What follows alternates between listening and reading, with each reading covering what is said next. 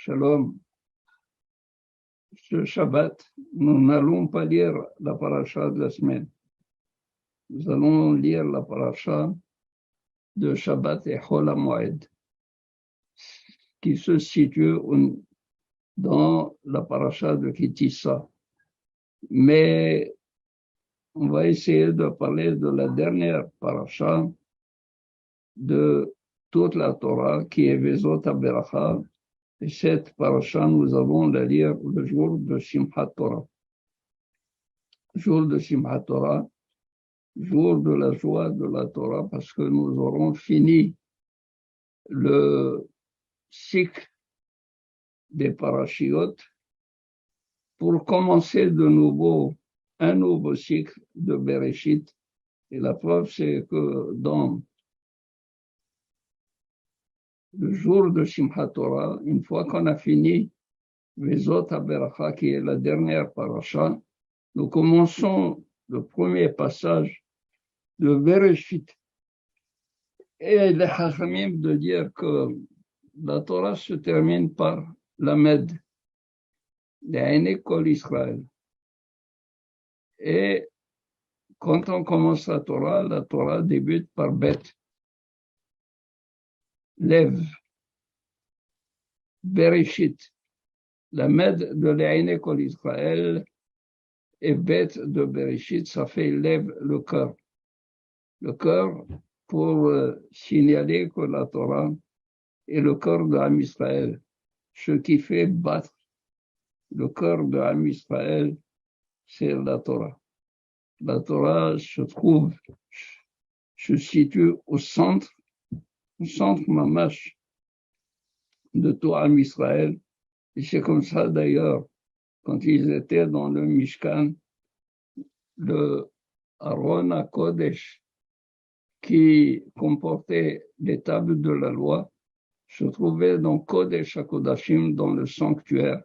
Le Mishkan était entouré par Mahane Léviya, par le camp des Léviim, lequel camp des Léviim était entouré de Mahane Israël, le camp des Bnei Israël, pour dire que le Mishkan se trouvant au centre et la Torah se trouvant au centre du centre et diffuse à partir de là-bas tout son rayonnement auprès de l'Am Israël pour lui donner la vie, la joie, la force et surtout l'intelligence de la comprendre. Ceci étant, Vezot HaBeracha, voici la Beracha. Bémet, pourquoi Moshe Rabbeinu commence par Vezot HaBeracha? Ceci est la Beracha.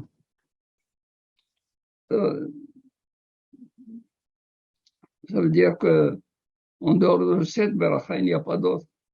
Ceci, c'est la Beracha. Ça veut dire que c'est exclusif. Eh bien, le Midrash dit que Moshe s'est trouvé devant le problème par quel mot allait-il commencer la bracha à Am Israël. Alors il a constaté que Abraham Avinu, il a béni Yitzhak. Il a béni Yitzhak. Quand il a béni Yitzhak, il a fini sur le mot Vaïkra. Vaïkra. C'est-à-dire que Abraham Avinu, il avait Ishmaël et Yitzhak. Ishmaël, il lui a fait don de certaines choses. Et Vaishlachoto me'alpene Yitzhak Aviv, Ahiv, il a envoyé pour qu'il ne gêne plus Yitzhak. Vaikraël Yitzhak, il a appelé Yitzhak pour lui donner les dernières instructions. Yitzhak, quand il a voulu bénir Yaakov Avinu, il a dit, je vais commencer la bracha par le terme par lequel mon père a fini sa bracha à Yitzhak. Alors, qu'est-ce qu'il a dit? Vaikra Yaakov el Banav. Il a fini par le terme Vaikra. Yaakov Avinu a appelé ses enfants Vaikra Yaakov el Banav, Vayomer Lahem, יאספו ויגיד עליכם את אשר יקרא אתכם באחרית הימים. יאספו, יקבצו בני ישראל, rassemblez-vous. Donc il a commencé par Vaikra. Par quel mot il a fini la bracha? Vezot asher berach otam avihem. Vezot asher berach otam avihem. Et ceci est la bracha que leur père a donnée à ses enfants. Moshe Rabbeinu, quand il a voulu donner la bracha au Bnei Israël, il dit, moi je commencerai par le dernier terme par lequel Yaakov Avinu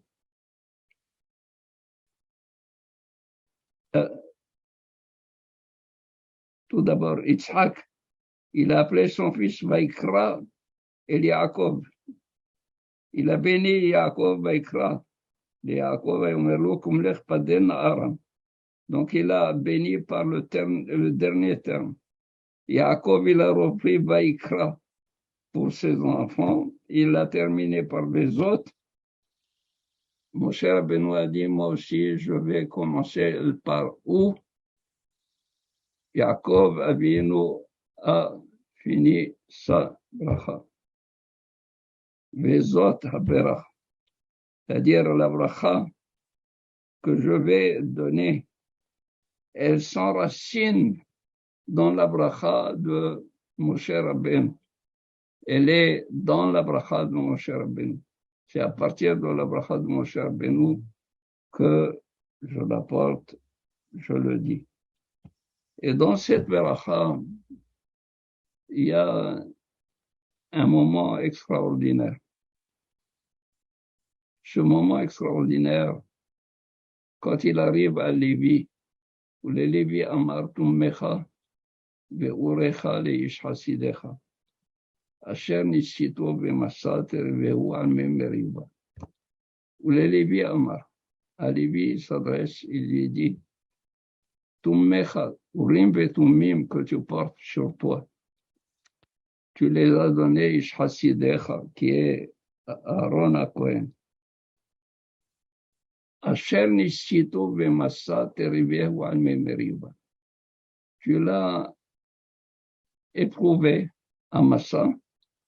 Terivehu, tu l'as querellé, tu l'as puni al memeriba sur les eaux de Meriba.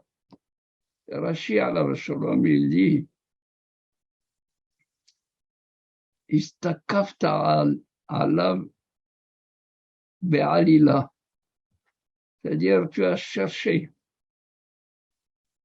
à punir Aaron et Myriam. Tu as décrété contre eux la mort qui ne doit pas du tout rentrer en Eretz Israël. Et il dit à Kadosh Baruch Hu, Imani hatati, si moi j'ai fauté, qu'est-ce qu'il a fait à Aaron?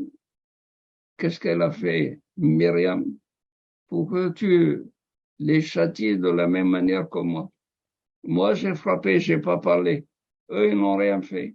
Alors, pourquoi ont-ils subi le même sort? Et le Midrash de donner un mashal. Le mashal est le suivant.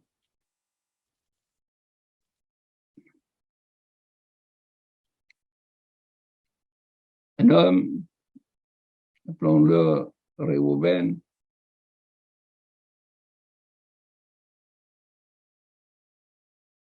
a prêté de l'argent à Shimon.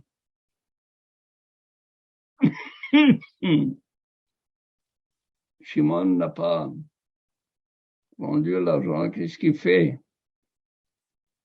L'emprunteur, il vient, il se fait payer, il prend le grenier de Shimon et de Lévi à côté de lui. Et alors Shimon, il se met à crier. J'ai un cas avec toi. C'est moi qui te dois. Qu'est-ce qu'il a fait le voisin? Pourquoi tu as été pour prendre chez lui? Si moi je te dois, lui ne te doit rien. Pourquoi tu as été aussi te faire payer du grenier de Lévi, du voisin de Shimon? Et que fait Shimon? Et que fait Lévi? Lévi se tait. Il ne dit rien. Ça, c'est le mashal. Le mashal, le nifshal, c'est Akadosh Baruch Hu. Il a voulu punir Moshe Rabbeinu parce qu'il a frappé le rocher au lieu de parler. C'est lui qui a fauté. Mais Akadosh Baruch Hu a puni aussi bien à Ken lo tavi'u et Akal hazeh el haaretz asher nishvat lהם. À Ken lo tavi'u. Bah, Moshe Rabbeinu, il crie. Il dit à Akadosh Baruch Hu, moi j'ai fauté à Aaron Maasa. Qu'est-ce qu'il a fait, Aaron? Pourquoi tu viens le frapper du même interdit?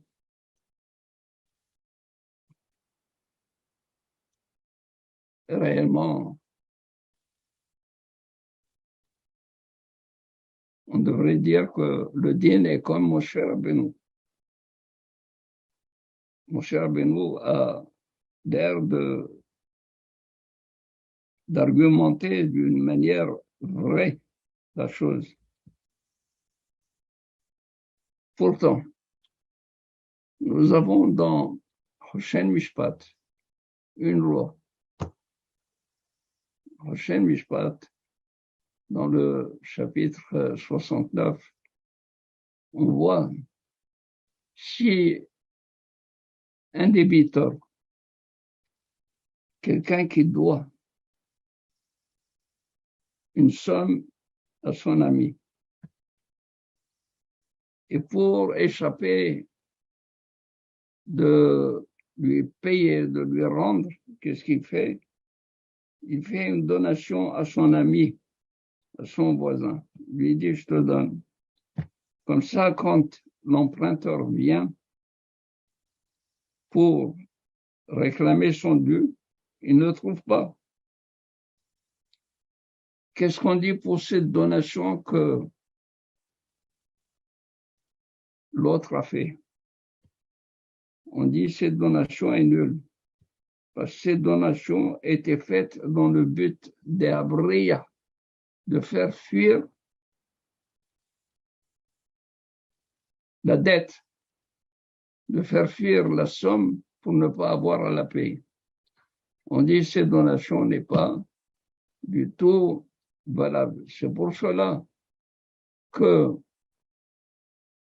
Akadosh Baruch Hu, il est venu, il a frappé d'interdit Moshe Rabbeinu de rentrer en Eretz Israël. Par la même occasion, il a frappé Aaron. Pourtant, Aaron n'a rien fait. Aaron n'ayant rien fait, c'est vrai, il aurait pu tout simplement reprocher à Moshe Rabbeinu, pourquoi tu as fait ça? Pour enlever sa responsabilité, ça veut dire qu'il a accepté la donation que Moshe Rabbeinu lui a faite, c'est-à-dire que Aaron, n'ayant pas réagi au problème de Moshe Rabbeinu, ça veut dire comme s'il consentait à ce qu'a fait Moshe Rabbeinu. Et de ce fait, Akadosh Baruch Hu l'a associé dans le même interdit à Aaron. Cependant, en ce moment, on ne pouvait pas du tout faire agir le principe de solidarité. Pourquoi? Parce que Le principe de solidarité n'a commencé à être effectif que lorsque les Bnei Israël ont traversé le Jourdain, le Yarden. Ça veut dire que nous sommes bien avant le problème, la traversée du Jourdain. Et donc, il n'y avait pas du tout de solidarité.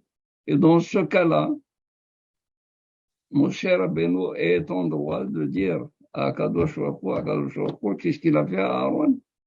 Tu lui reproches de n'avoir pas reproché? Eh bien, il n'a pas le devoir de reprocher. Il n'a pas le devoir de reprocher. Pas encore. Aval, Aaron, on a dit dans Masechet Avot, Heve mitan midav shel Aaron, Ohev shalom verodef shalom, Ohev et abiriot umkariban la Torah. Heve mitan midav shel Aaron. Pourquoi tu es des talmidim de Aaron? Talmid de Aaron, Aaron, quand il voyait quelqu'un fauter, il allait le chercher et s'accompagner. Il l'accompagnait là où il allait, il parlait avec lui, il se promenait avec lui. Et l'autre disait, si jamais Aaron savait qu'est-ce que je faisais, jamais il ne m'aurait traité de cette manière. Et ainsi, la personne devenait meilleure, faisait tchouva, il a été mekarev autour de la Torah. Il ne faisait pas le reproche direct, il faisait seulement, il montrait la hiba, il montrait l'affection, la considération pour amener cet homme à revenir à de meilleurs sentiments. Et voilà que mon cher Rabbeinu, il dit à Kadosh Baruch Hu, Istapakta alehem be'alila. Tu es venu, tu as cherché une oise à Aaron, tu as cherché absolument à le punir.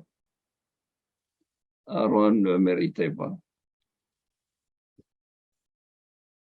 Malgré tout, Aaron aurait pu, même on demande à quelqu'un qui est haut placé, qui a une grande personnalité, c'est quelqu'un qui a une place importante. Lui, il devrait se comporter d'une manière différente que les autres et ne pas attendre qu'il y ait le devoir du reproche pour reprocher. Il doit reprocher, il ne doit pas se taire. Zéro Rabotai, c'est pour cela que mon cher Rabbeinu, il dit la qualité de Aaron a connaît, il a mérité de porter sur sa poitrine le Tumim, Urim Vetumim qui donnait la vérité à Am Israël, qui éclairait Am Israël. Pourquoi? Parce que Aaron a Cohen, il aimait tout le monde, il était mekarev tout le monde à la Torah. Il raison que nous puissions être krobim la Torah, même qu'il n'y a raison. Shabbat Shalom et Moadim de Simcha, également Hag Simcha Torah Sameach, Be'ezrat Hashem, Ishmoach Torah, de se réjouir de la Torah, parce que nous finissons toute la lecture de la Torah pour commencer une autre lecture, parce que la Torah n'est pas et sans fin, et sans fin, mamash sans fin. Zéro.